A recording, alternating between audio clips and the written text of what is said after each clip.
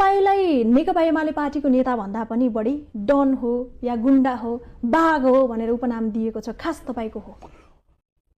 अब यो त प्रश्नै भएन नि। म नेकपा एमाले सचिवको हैसियतले तपाईसँग यहाँ वार्ता गर्न आइरहेको छु। जस्तो सामाजिक सञ्जालमा देखिन्छ नि त, खासमा महेश बस्नेतलाई कसरी चिन्ने?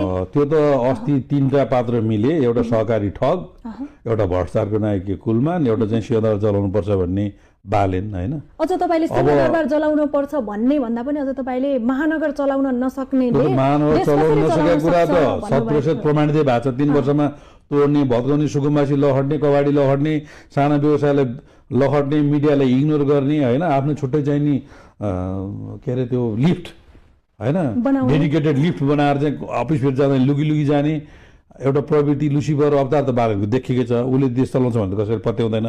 र उनीहरूले जस्तो एउटा साथीले हिजो के भन्यो भने 3टा दल मिले, अब तपाईँलाई डर छ भनेर हामीलाई डर छैन, यिनीहरूप्रति चाहिँ घृणा छ अथवा चाहिँ यिनीहरूप्रति लाज लाग्छ, किनभने उनीहरूले सोसियल मिडियालाई यस्तो ढङ्गले दुरुपयोग गरेका छन् र यति धेरै मान्छेहरू फेक आइडी खोलेर उनीहरूले गाली गलोजको संस्कृति विकास गरेका छन्।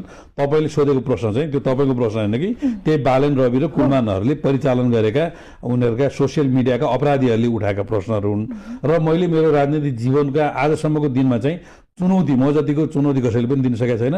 अझ जेनजी मुभमेन्ट पछाडि नै मैले त्यो चुनौती दिएँ। जतिखेर मेरो घर जलाइएको थियो, जतिखेर मेरो बा आमालाई मार्ने प्रयत्न गरिएको थियो, मेरो श्रीमती मार्ने प्रयत्न गरिएको थियो, सबै भित्र लुकेको बेलामा तपाईँ आएर लिडरका साथ बोलिरहनु भएको थियो। मेरो छोराछोरीमाथि आक्रमण गरेको थियो, मेरो घर जलाएर ध्वस्त पारेको थियो, लाउने कपडा पनि नहुँदा र बस्ने ठेगान पनि नहुँदा मैले के भनेको थिएँ भने रवि बालन र कुलमानजीका खलक अथवा सुशीला कार्कीका खलक अथवा यिनले सपोर्ट गर्ने राजीव खत्रीदेखि टङ्क दाहालसम्मका यो सोसियल मिडिया इन्फ्लुएन्स गर्ने निश्चल बस्नेदेखि लिएर त्यो के हेम थापा के नाम गरेका अनेक नौटङ्कीहरूलाई मैले के चुनौती दिएको थिएँ भने तपाईँहरूले रोजेको मान्छे छानबिन समितिमा राख्नुहोस्, महेश बस्नेत माथि के आरोप लाउँछ लाउनुहोस् र त्यो सबै छानबिन गर्नुहोस्, पुष्टि भयो भने म काटिन तयार छु।